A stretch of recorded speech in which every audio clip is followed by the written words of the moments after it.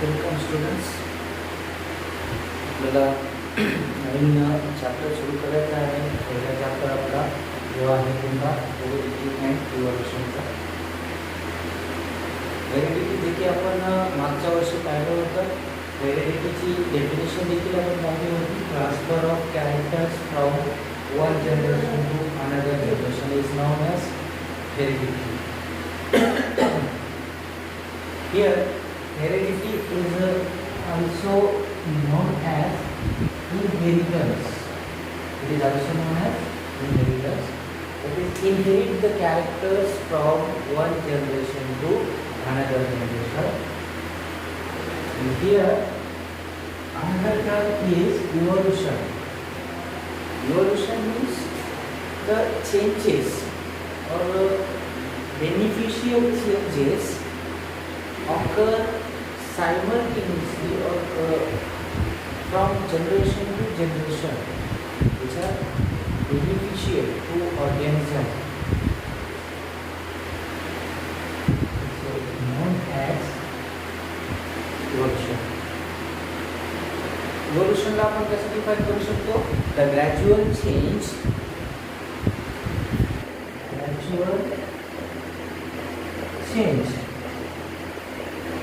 The gradual change occurs in the genome of an organism is known as evolution. तर हे आपल्याला बघायचं आहे. हेरिडिटी मध्ये सांगितलं होतं की देअर आर कॅरेक्टर्स ट्रान्सफर होतात, फिजिकल असतील, मेंटल. आपल्याकडं कॅन यू रिकॉल मध्ये ते सांगितलेलं आहे की विचारलं तुम्हाला प्रश्न की the characters like physical, mentals are transferred from one generation to another. That term is known as heredity. Okay. कोणती टर्म आहे? हेरिडिटी आहे. हेरिडिटी नंतर किंवा त्याला आपण इनहेरिटन्स देखील म्हणू शकतो. इनहेरिटन्स देखील याचाच अल्टरनेटिव्ह नाव आहे. आता हेरिडिटी म्हटल्यानंतर आपल्याला आता हे बघा, हेरिडिटी आहे. हेरिडिटीला कोण रिस्पॉन्सिबल असतो? तर आपला DNA, आपल्याजवळ असणारा DNA. आपल्याजवळ म्हणजे सगळ्या ऑर्गॅनिझम्सकडे हा प्रेझेंट असतो एक्सेप्ट व्हायरसेस. व्हायरसेसकडे DNA तर असतो, याच्या व्यतिरिक्त RNA as a genetic material हे दोन्हीपैकी एक असू शकतो फक्त व्हायरसेसकडे. ते कोणाकडे? बाकी सगळ्यांकडे DNA आहे, पण व्हायरसेस असे ऑर्गॅनिझम्स आहेत ज्यांच्याकडं दोन्हीपैकी एक असू शकतो. दोन्ही ॲट अ टाइम. दोन्ही तर आपल्या जेनेटिक मटेरियल म्हणून कोणाला त्यांच्याकडं एक तर DNA असू शकतो किंवा RNA असू शकतो. हे व्हायरसच्या बाबतीमध्ये एक्सेप्शनल आहे तेच. तर आपल्याला इथं बघायचं आहे की हे DNA आता काही सायंटिस्टची ओळख करून घेऊ. सायंटिस्टमध्ये सगळ्यात पहिल्यांदा नाव येईल आपल्याला हेरिडिटी म्हटल्यानंतर आपल्या ग्रेट सायंटिस्टचं जॉन विगर. मी फुल नाही ना इथं इनिशियल लिहिणार, तुम्ही पुस्तकमध्ये बघून घेऊ शकता की त्याच्यामध्ये लिहिलेलं आहे.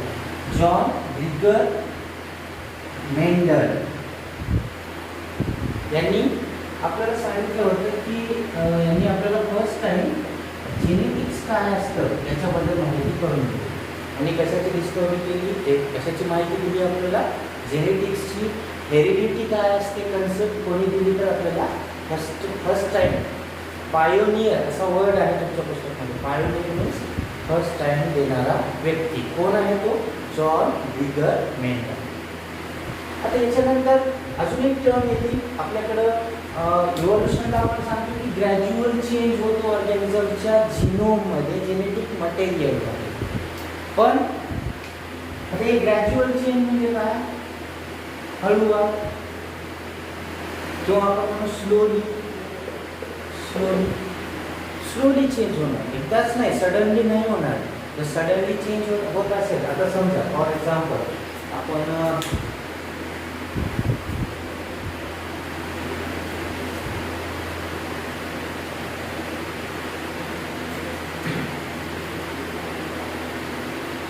समजा एक सडन चेंज हो, सडन चेंज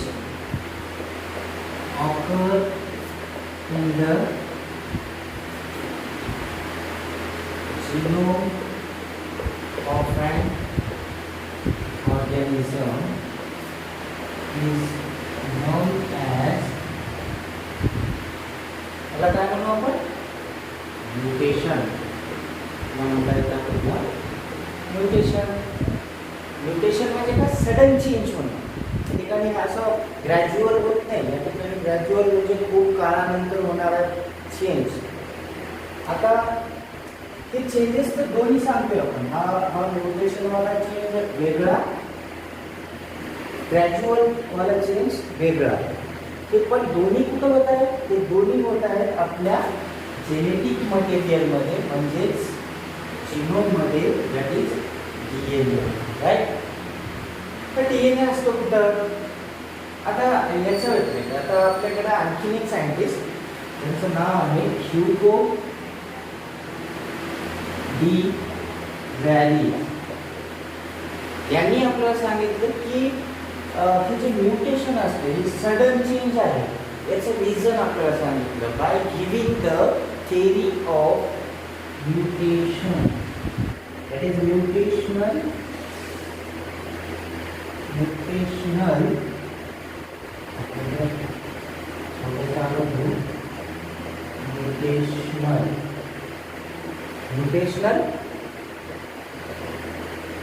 थेरी कोणी दिली, ह्युगो डी व्हॅली. मेंडेलनं काय सांगितलं होतं, हेरिडिटी सांगितली, जेनेटिक्स बद्दल आपल्याला माहिती दिली. ह्युगो डी व्हॅलीने काय केलं, म्युटेशनल थेरी दिली, जे सडन चेंज होतात जेनेटिक मटेरियलमध्ये त्याच्याबद्दल माहिती दिली आपल्याला पुन्हा ह्युगो डी व्हॅली. तर याच्यानंतर ह्युगो डी व्हॅलीच्या नंतर सायंटिस्ट अजून एक माझी ओळख आहे, ओळख करून घ्यायचं आपल्याला. त्यांनी वॉल्टर अँड सुटोन नावाचे सायंटिस्ट. वॉल्टर अँड सुटोन पुस्तकाचा पहिलाच पॅराग्राफ, त्याच्यावरती आपल्याला ही सगळी नावं दिसणार आहेत. वॉल्टर अँड सुटोन हे दोन सायंटिस्ट मिळून आपल्याला सांगितलं की क्रोमोझोम्सच्या पेअर असतात. हे त्यांनी पहिल्यांदा आयडेंटिफाय केलं. They identify the paired chromosomes in a grasshopper. पुन्हामध्ये ग्रासहोपर म्हणजे हे त्यांनी मग जोपर्यंत हे सिद्ध नाही होणार की हे पेअरमध्ये असतात का, जसं की आपल्याला माहिती आहे आपल्याकडं ह्युमन बीइंगमध्ये नंबर जर पाहिला तर 46 आहे क्रोमोझोमचा, राईट. आणि पेअरमध्ये घेतलं तर 23 पेअर्स. हे पेअरमध्ये असतात, जोड्या असतात क्रोमोझोमच्या. हे असं पेअर आहे, पेअर ऑफ क्रोमोझोम. हे काय आहे, पेअर ऑफ क्रोमोझोम. तर यांनी आपल्याला हे सांगितलं आहे पहिल्यांदा कशामध्ये डिस्कवर केलं, ग्रासहोपरमध्ये. अशाच प्रकारे आपल्याकडं आणखी 3 सायंटिस्टची नावं दिली आहेत, आपल्या पुस्तकामध्ये दिलेली आहेत. त्याच्यामध्ये ओस्टवर्ड आहे, ओस्टवर्ड ॲव्हरी, मायलिन मॅककार्थी, कोलिन मॅक्लिओड असं नाव आहे त्या 3 सायंटिस्टची. आपण इथे नावं लिहू त्यांची. नावं आहेत त्यांची ओस्टवर्ड ॲव्हरी, then मायलिन मॅककार्थी. अजून एक सायंटिस्टचं नाव आहे कोलिन मॅक्लिओड. या तिघांनी मिळून सांगितलेलं DNA is the genetic material. DNA is the genetic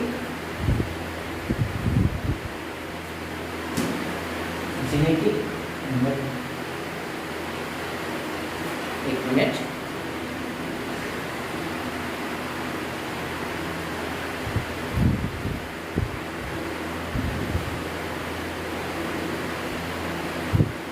आपण वर घेऊ.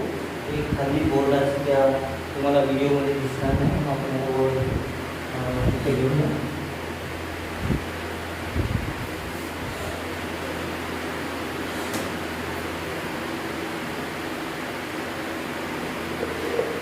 word every smiling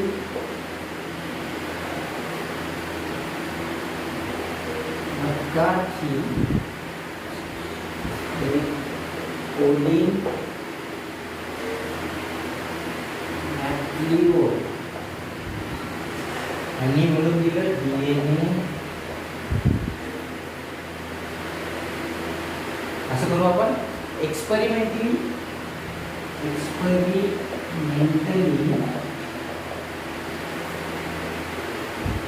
prove that DNA is the genetic material. Okay. तर पहिले सायंटिस्ट जॉन ग्रिगर मेंडल यांनी आपल्याला हेरिडिटी सांगितली. हेरिडिटी काय असतं? कॅरेक्टरचा ट्रान्सफर होता from one generation to another. त्याच्यानंतर आपण पाहिलं होतं सायंटिस्ट ह्युगो डी व्हॅरी त्यांनी सांगितलं होतं की आपल्याला या म्युटेशनबद्दल, म्युटेशन कसा होतो हे त्यांनी सांगितलं होतं. त्याच्यानंतर आपण बघतोय वाल्टर अँड सुटोननी सांगितलं होतं की पेअर क्रोमोझोम असतात. हे पण त्यांनी प्रूव्ह करून दाखवलं. त्याच्यानंतर ह्या तिघांनी काय केलं? या तिघांनी मिळून सांगितलं, एक्सपेरिमेंटली सांगितलं. असं त्यांनी कुठल्या बेसवरती नाही. तर prove that DNA is the genetic material except viruses. व्हायरसेसला एक्सेप्शन का दिले? कारण त्यांच्याकडे RNA पण जेनेटिक मटेरियल म्हणून काम करतो. हे त्यांनी आपल्याला सांगितलं. तर हे थोडासा आपल्याला ओव्हरव्ह्यू आहे. एक सायंटिस्ट आहेत जे आपल्याला यांची माहिती दिली. तर यांचं ही नावं आणि प्रत्येक सायंटिस्टचे नाव आणि त्यांचं कार्य इतर समोर अशा पद्धतीने तुम्ही वहीमध्ये नोट करून ठेवायचं. आणि पुढच्या क्लासमध्ये जेव्हा आपण सुरुवात करणार तर डायरेक्टली आता ह्याच्यानंतर या सायंटिस्टचं मी तुम्हाला त्या ठिकाणी उल्लेख करणार. तर तुम्हाला लगेच आठवलं पाहिजे की कोणीही आपल्याला दिलेलं आहे. तर हे आहे एक सायंटिस्टचा इंट्रोड्युक्शन पार्ट. त्याच्यानंतर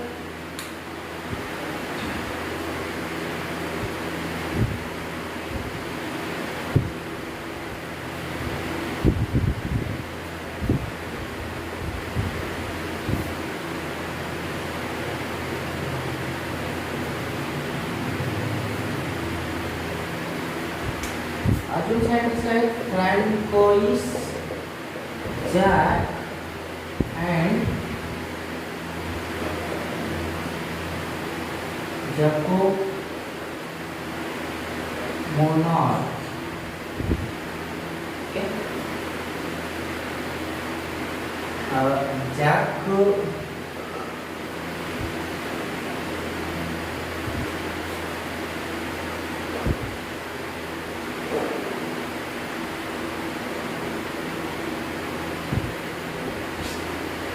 Francois Jacques and Jacques Monod यांनी आपल्याला सांगितलं. कशाबद्दल सांगितलं यांनी? तर की मॉडेल बनवलं. Model gives model for protein, model of protein synthesis. सिंथेसिसचं मॉडेल दिलं आपल्याला यांनी. Protein सिंथेसिसचं model. प्रोटीन कशा तयार होतात, तिथं सिंथेसिस कशी होती हे आपल्याला यांनी सांगितलं. हा एक सायंटिफिक इंट्रोडक्शन आहे. यांचं कार्य आहे हे आपल्याला थोडंसं लक्षात घ्यायचं आहे. तर याच्यानंतर आपल्याला आता पुढे जायचं आहे. पुढची कन्सेप्ट आहे याच्यानंतर आपल्याला बघायचं म्हणजे जी असणार आहे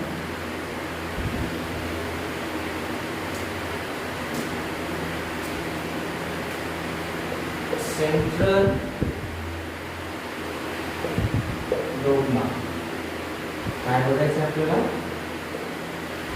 सेंट्रल डोग्मा. आपल्याकडं सेल असतो. All organisms are made by infinite number of cells and every cell have its own DNA, right? So is nucleus, हे काय? न्यूक्लियस, हे सायटोप्लाझम, हा पार्ट इथला. याच्यामध्ये काय असतो? DNA, right? डीएनए पासून या असे न्यूक्लियस मध्ये तयार होतो आरएनए. काय तयार झालं इथं? आरएनए. आरएनएच्या टाइप्स इथं. आरएनएच्या टाइप्स किती प्रकारचे आहेत? MRNA, rRNA and tRNA, right? mRNA, rRNA and tRNA. तर आरएनए सिंथेसाइज झाल्यानंतर जातो कुठं? सायटोप्लाझम मध्ये. आरएनए सिंथेसिस झाली, न्यूक्लियस मध्ये बनला आणि त्याला पाठवलं कुठं? सायटोप्लाझम मध्ये. आणि सायटोप्लाझम मध्ये याच्यासोबत काय होतो की याच्यापासून बनतं प्रोटीन्स. याच्यापासून काय बनतात? प्रोटीन्स. ही प्रोसेस आहे. म्हणजे काय झालं? सेलमध्ये काय चालू आहे? डीएनए पासून आरएनए बनला. या प्रोसेसला म्हणतोय आपण ट्रान्सक्रिप्शन.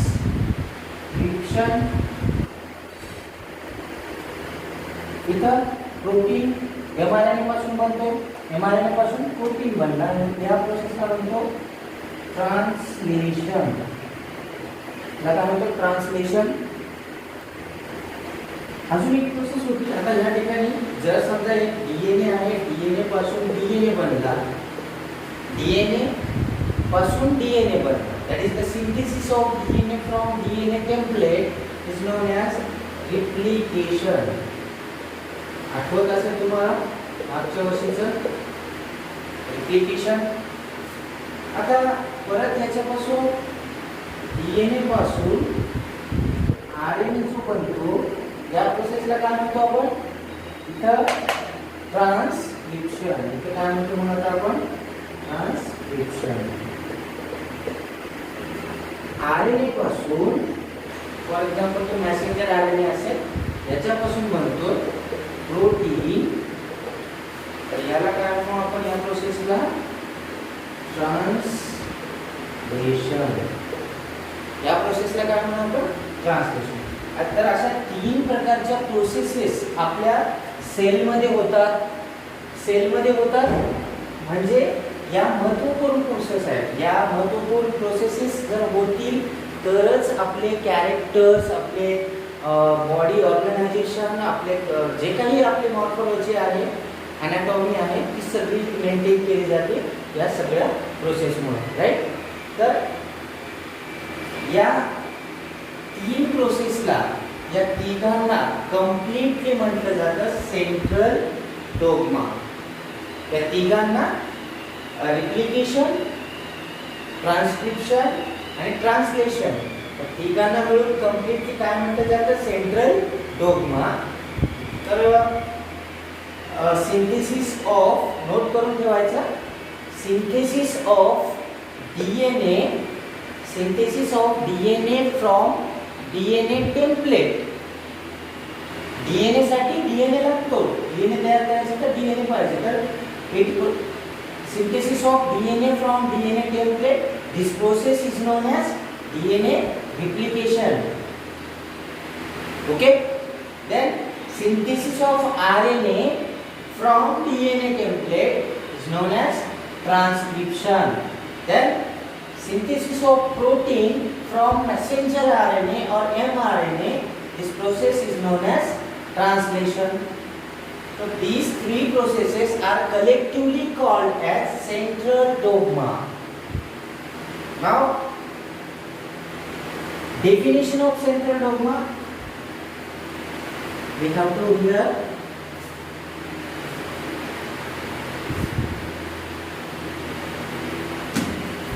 central dogma ची definition काय करणार आहे?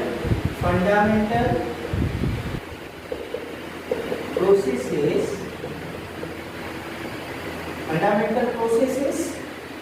occur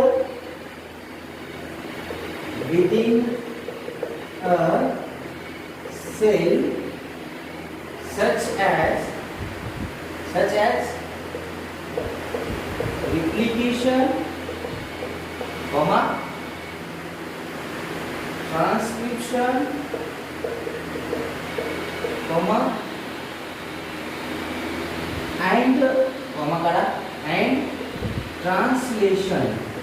and translation.